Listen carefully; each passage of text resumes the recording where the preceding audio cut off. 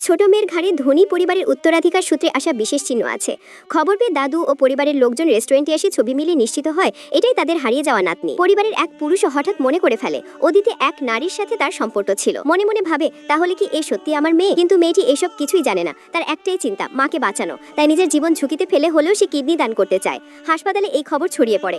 অনেক রোগী ও স্বজনরা সাহায্য করতে এগিয়ে আসে। মেয়েটি কৃতজ্ঞ হয়ে বলে, আমি এটা ফ্রি নেব না, মা সুস্থ হলে সব টাকা শোধ করব। কিন্তু দুর্ভাগ্যজনকভাবে তখনই বিপত্তি ঘটে। মেয়েটি মাকে নিয়ে অপারেশন থিয়েটারে যাচ্ছিল, হঠাৎ ধনী পরিবারের এক উদ্ধত মেয়ের সাথে ধাক্কা লাগে। তার দামি ব্যাগ নোংরা হয়ে গেলে সে উল্টো মেয়েটিকে দোষ দেয়। তারপর নির্দয়ভাবে মায়ের চিকিৎসার টাকা কেড়ে নেয়। মেয়েটি কাঁদতে কাঁদতে বলে, এটা আমার মায়ের বাঁচার টাকা, দয়া করে ফিরিয়ে দিন। কিন্তু ধনী মেয়ে নিষ্ঠুরভাবে বলে, তোমার মা মরুক বা বাঁচুক, আমার কিছু যায় আসে না। এমন অমানবিক আচরণ দেখে চারপাশের মানুষ রেগে গিয়ে ধনী মেয়েটিকে তিরস্কার করে। কিন্তু সে অহংকারে বলে, আমি বড় ব্যবসায়ী পরিবারের মেয়ে, আমার বিরুদ্ধে গেলে সবাই চাকরি হারাবে।